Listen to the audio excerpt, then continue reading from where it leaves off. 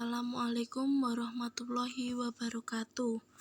Nama saya Dia Gadis Waradila, NIM 314018053. Saya berasal dari Universitas Islam Sultan Agung Semarang.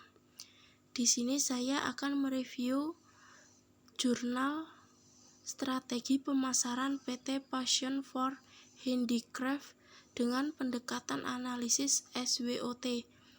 Namun di sini saya akan mengambil analisis ETOP saja. Analisis SWOT terdapat dua komponen pembentuk, yaitu yang pertama SAP atau faktor internal, yang kedua ETOP atau faktor eksternal. Analisis SWOT merupakan penggabungan dari analisis SAP dan ETOP. Dalam analisis SWOT dapat diketahui di mana posisi perusahaan dengan lebih jelas melalui penggabungan kondisi internal dan eksternal yang dihadapi perusahaan. Kemudian, analisis ETOP adalah analisis lingkungan luar atau eksternal perusahaan guna mengetahui ancaman peluang yang dimiliki oleh perusahaan. Tujuan penelitian ini untuk mengetahui strategi pemasaran yang tepat dan kompetitif dengan terlebih dahulu mengidentifikasi. Yang kedua, menilai faktor lingkungan internal dan eksternal yang mempengaruhi perusahaan tersebut. Subjek penelitian untuk pengusaha industri atau pebisnis. Di era pasar bebas saat ini, permasalahan yang dihadapi perusahaan di seluruh dunia menjadi semakin kompleks. Kecenderungan orientasi bisnis telah berubah. Jika sebelumnya produsen leluasa untuk menentukan kebijakan mengenai produknya, maka sekarang produsen dipaksa untuk membuat produk yang sesuai dengan keinginan konsumen. Untuk itu, perusahaan perlu mengenali kekuatan dan kelemahan perusahaan dalam pesaing.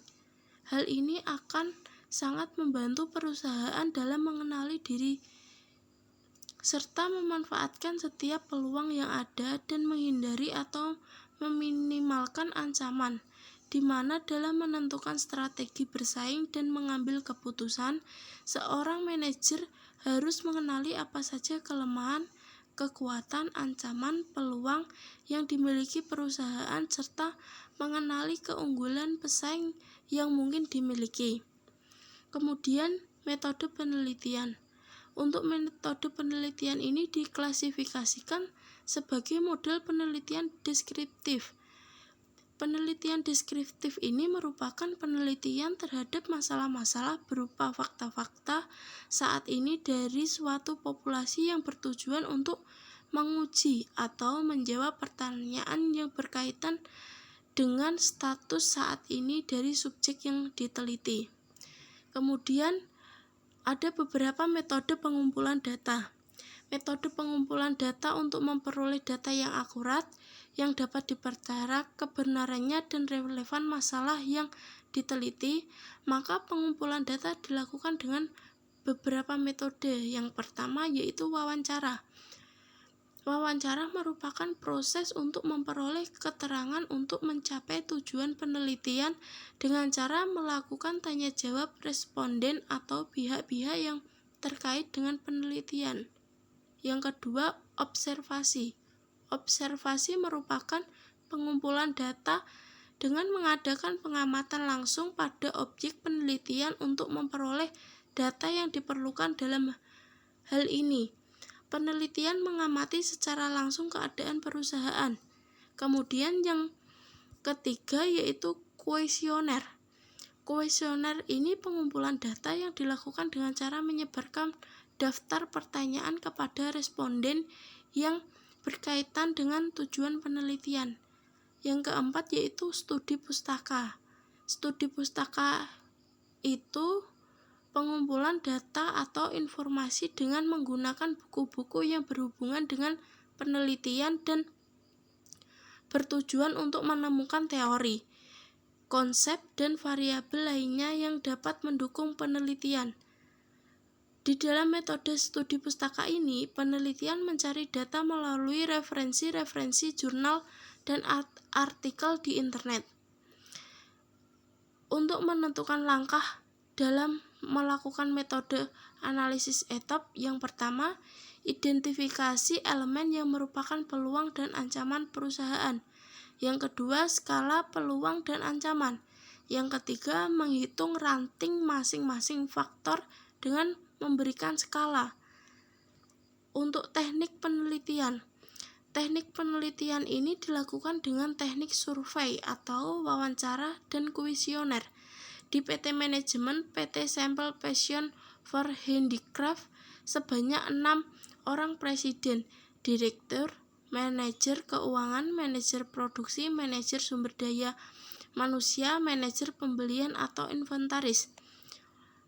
Untuk hasil penelitian, berdasarkan penelitian analisis faktor-faktor eksternal perusahaan yang meliputi peluang dan ancaman yang dihadapi perusahaan, analisis ETOP terdiri dari 2. Yang pertama, analisis EOE, yang kedua analisis ETE.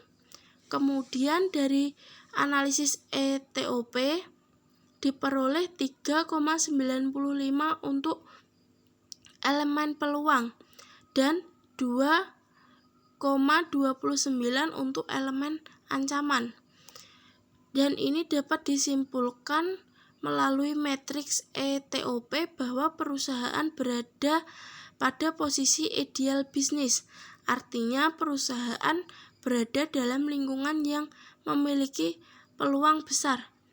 Keberhasilan saat menghadapi ancaman relatif kecil dan perusahaan dapat dikendalikan. Kemudian untuk kelebihan jurnal yang saya review.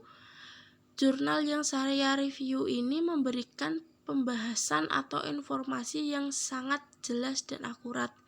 Bisa dilihat dari pendahuluan, tujuan, metode penelitian, teknik penelitian, langkah-langkah, dan hasil penelitian dapat digambarkan secara terperinci.